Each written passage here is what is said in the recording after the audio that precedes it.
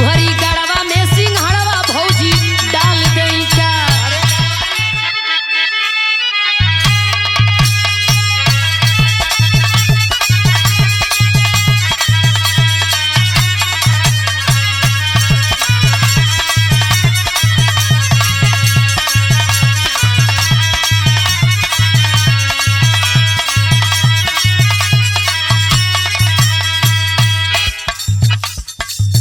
हमरे पंकज भैया के आदेश बा,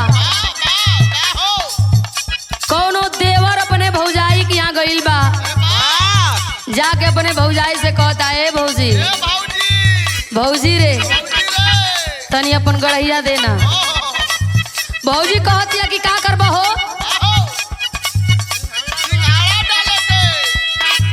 देवर कहता कि सिंघड़ा डाले के। और भीमपुरा नंबर 1 के रिकॉर्डिस्ट हमारे सोनू भैया भी लाइव देखत हुए, और पीके राज रिकॉर्डिस्ट कवि जी कामूपुर से वो लाइव देखत हुए, और गावे वाला हम और प्रवेश लाल यादव जी एक गीत के गौले बानी जाने। वही प्रवेश जी का सवाल है, कहत हुए का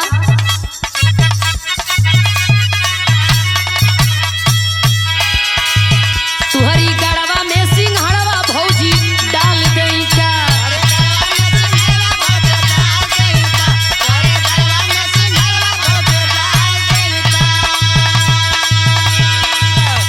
मनी आज ना तो दिन दूसरी टाल देई का। मनी आज ना तो दिन दूसरी टाल देई का हो, तुहरी गड़वा में सिंघड़वा भौजी डाल देई का।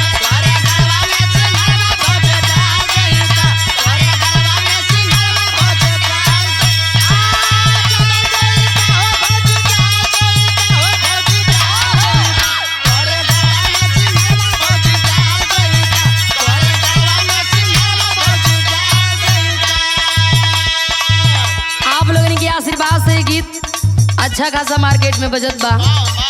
उमा हम जवाब दिले बानी प्रवेश जी के कहा एमा डलले बसैया मोर मछरिया देवरू।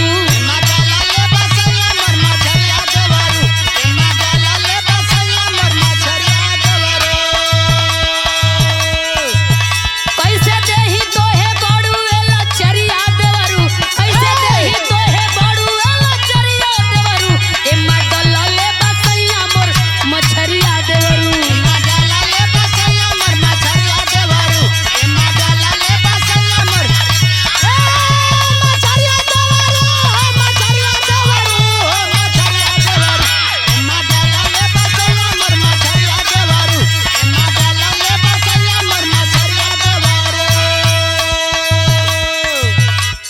देवर पूछता करे भौजी ए गड़ही में कौन कौन मछरी पड़ल बारिश रे। हम मतौले बानी पियासी हो ब्रिगेड हो। देवर कहता करे गिरई उरई ना कारे, हम खोले बानी की कुल कूदे वाली चीज है सब, एक गड़ाई से वो गड़ाई कूदेली सब। देवर कहता भौजी ना मोर भौजी ना